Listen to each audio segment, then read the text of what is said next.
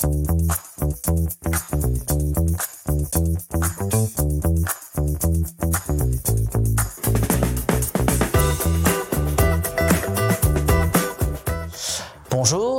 je m'appelle Alain Tayeb, je suis bien sûr CCE, membre de cette belle organisation, le CNCCEF.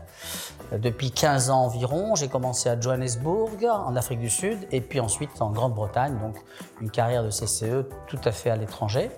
J'ai été nommé élu administrateur il y a une dizaine d'années, puis appelé par Alain Mentejac au bureau exécutif pour 2 mandats consécutifs. Je suis donc membre du bureau exécutif et depuis, je suis en charge du projet EFE International que je vais avoir le plaisir de développer aujourd'hui. Alors, quelle est la nature de ce projet? D'abord, la définition du mot EFE, entreprise de Français à l'étranger, non pas entreprise française à l'étranger, puisqu'une entreprise française à l'étranger peut être une filiale d'un groupe français, tandis que là, il s'agit d'entreprises qui ont été créées ou rachetées et qui sont dirigées par des Français à l'étranger de façon totalement autonome, suite aux différentes circonstances de la vie. Un jeune VIE part à l'étranger pour une mission, le pays lui plaît, après sa mission de VIE, il reste sur place, il épouse son conjoint ou sa conjointe dans le pays, il a des enfants, il devient franco-hongrois ou franco-chinois et son esprit d'entrepreneur l'amène à créer son entreprise de Français à l'étranger. Donc voici la naissance, une des naissances d'une EFE.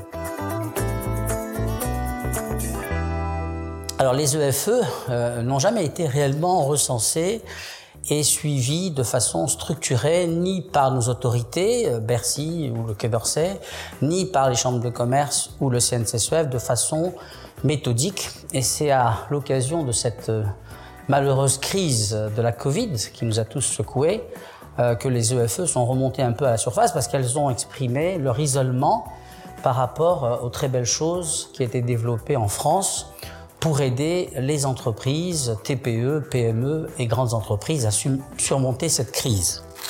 Donc à cette occasion, il a été décidé d'avoir un regard plus particulier sur elles et de voir en quoi on pouvait les aider. Et la première des choses fut d'abord l'accès à ce magnifique outil qui est le VIE, donc le jeune volontaire en entreprise, outil auquel les EFE n'avaient pas accès parce qu'elles étaient indépendantes et dans un pays et les statuts de Business France ne permettaient pas d'envoyer un jeune cadre en mission d'1 an ou 2 ans dans une entreprise qui n'avait pas un lien juridique et capitalistique avec la France. Nous avons donc, et c'est une initiative du CNCCEF, lancé EFE International en disant on va créer une entreprise puisqu'il faut que Business France ait une entreprise en France pour envoyer un VIE à l'étranger. On va créer une entreprise française et on va créer un cheminement inverse. On va demander à une EFE, puis 2, puis 10, puis 100 de prendre juste une action de cette entreprise de façon à ce qu'il y ait un lien juridique, même s'il est inverse. Nous avons soumis le projet à Business France, à Bercy, au Quai d'Orsay. Et pendant le plus fort de cette crise, tout le monde était très intéressé à ce que des canaux de création de postes de VIE existent et on a eu le soutien unanime de tous les intervenants.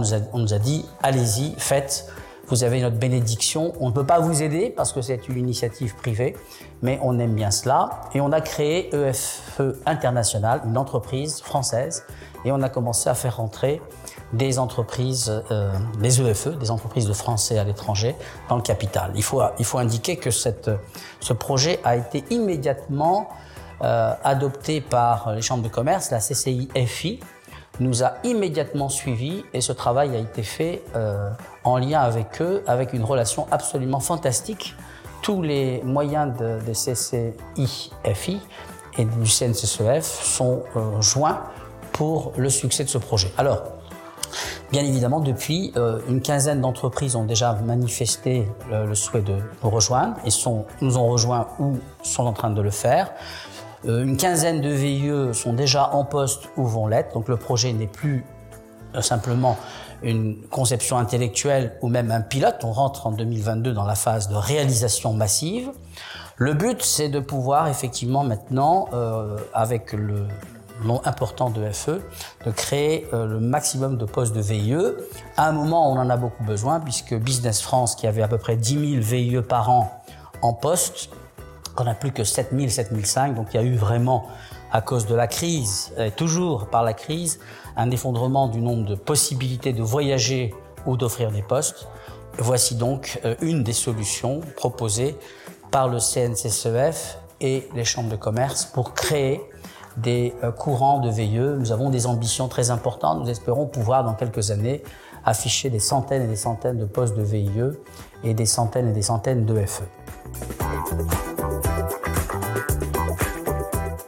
On ne s'arrêtera pas là. Le FE a besoin également de financement, d'aide, de consolidation de haut de bilan.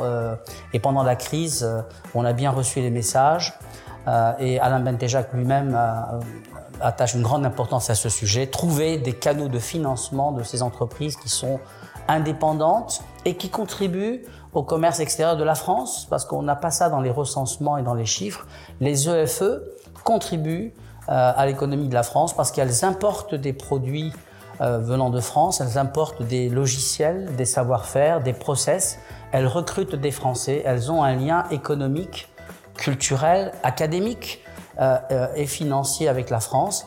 Eh bien, nous allons effectivement, grâce à EFE International, ce premier socle privé créé par notre organisation, aller plus loin. Nous sommes en train de développer un groupe de travail pour mettre en place des financements spécifiques dédiés aux EFE.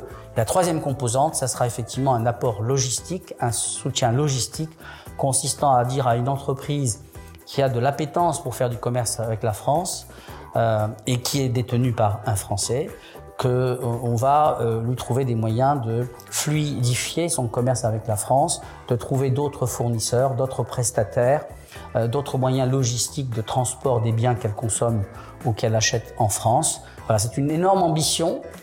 C'est une ambition qui est née dans notre institution.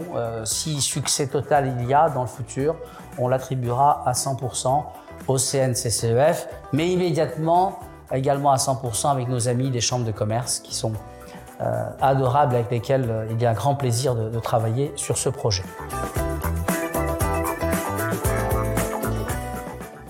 120 000 entreprises françaises PME exportent.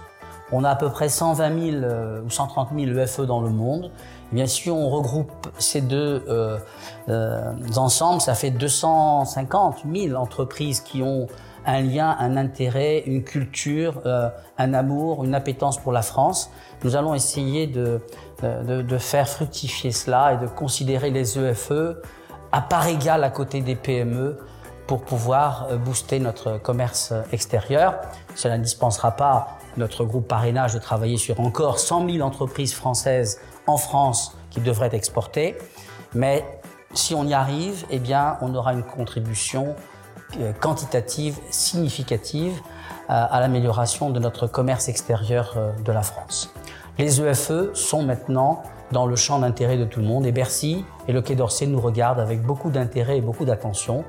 Nous arriverons à les convaincre que l'EFE doit être regardé avec une grande bienveillance. Merci de votre attention et merci à tous mes amis et collègues CCE dans le monde qui m'aident et qui aident l'équipe en charge à réaliser ce très joli projet. À très bientôt. Au revoir.